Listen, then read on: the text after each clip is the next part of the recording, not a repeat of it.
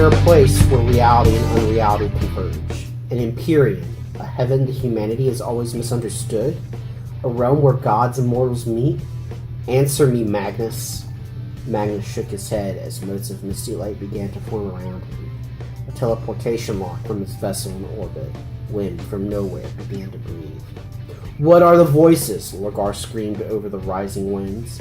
Who calls to me? If you will not alter your path, then only one thing awaits you on the stars, said Magnus. Lorgar stared in rapt silence, hungering for the answer, but Magnus spoke only a single word before vanishing in a burst of bright light and white noise. Misery. Hey gang, this is straight from the page with Lore-Master-Shroud of the Frost and Fish channel. This week we're going to talk about the First Heretic. This is actually a little themed with our Shrouded Sunday, if you've seen that video yet, where I talk about the beginnings of heresy. And we actually cover a good portion of the book in that video, so we're not going to get too much into the plot here. The First Heretic was written by Aaron Dembski-Bowden. It's one of the earlier books in the Horus Heresy series, and it goes into Lorgar's fall to chaos, and the first Primarch that falls to chaos in his quest to bring chaos to all the traitors. So it's interesting for a couple of reasons. First, it starts up the narrative that there are a small cabal of Marines on the Legion, Erebus, Corpheron, Callus Typhon, Fabius Bile, Callus Typhon being, of course, of the Death Guard, and Fabius Bile being of the Emperor's Children, who were fallen to chaos before even the Great Crusade started. They were always on the Chaos boat. Typhon was a psyker. Fabius Bile thought he could improve Astartes' physiology forever and ever and ever. And you know, it shows that the Primarchs, for all of their engineering and marvels, were very fallible to the people they were close to.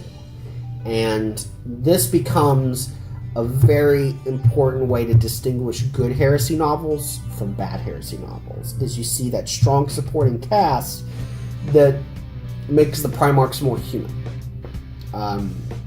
Certainly in this book, Corpheron and Erebus are not always treated well, even by Lorgar Aurelian. They're, reminded of how crappy they are, how, Lorgar eventually is like, they didn't really get me into chaos. They think they had that idea, but, they really didn't. But you can tell that the seeds of treachery weren't always just there waiting to blossom.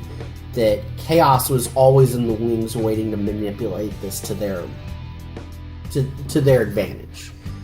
And it just sets up a really cool line of stories. We also get introduced to Argol Tal, who is one of my favorite characters in the Horus Heresy series, and one of the ones that is remarkably without a model.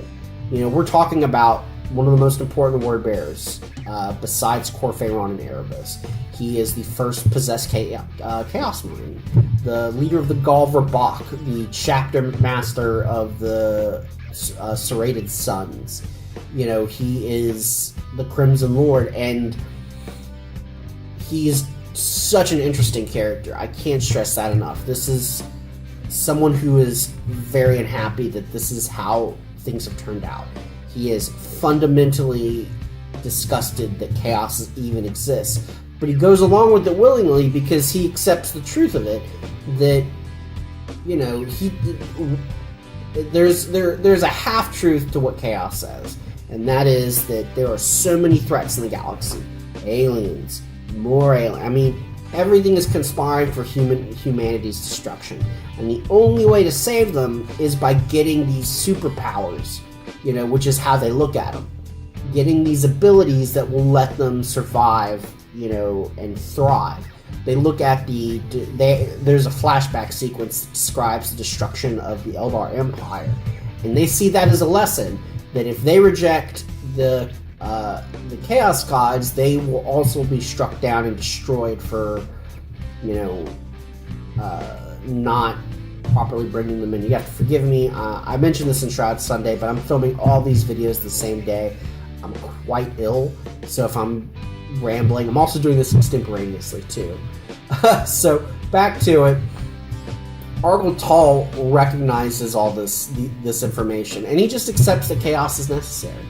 And he develops a really interesting philosophy that starts in the First Heretic and continues into Betrayer, which is a book I assure you we'll talk about in this video series at one point. But he doesn't really like chaos, you know? He's just in it because he thinks that's the only way humanity can thrive. And he's a very well-rounded character. His interactions with the supporting humans, particularly Sereni, are the stuff of 40k memes. You can look everywhere and see that, you know, it's a pseudo-romance. You know, they've never really gotten into Space Marines being romantic in the traditional way, but the closest you could probably get is between Argyle and Sereni. They're both very caring toward each other, and it brings out a lot of cool things you normally don't see in these books. A lot of great characterization. You guys not be into it, you may not be into that sort of stuff, but I can tell you that this is a book you would recommend to friends that weren't familiar with it. You're like, you want to learn about the game I play? You need to read the First Heretic. That will help you understand the core conflict at the heart of the game, and then you can build on it and go from there. I highly recommend it. Aaron Dinsky Bowden. We'll talk about probably every one of his books in this series at one point or another, but definitely check it out. As always, I hope you enjoyed this video. Please like and comment. Please share. Please help us get to 300 subscribers. Really great if you can do it. It'd be amazing. So please help us out. Help me out if I need to make these videos more amusing. Do I need to be drinking or wearing a top hat?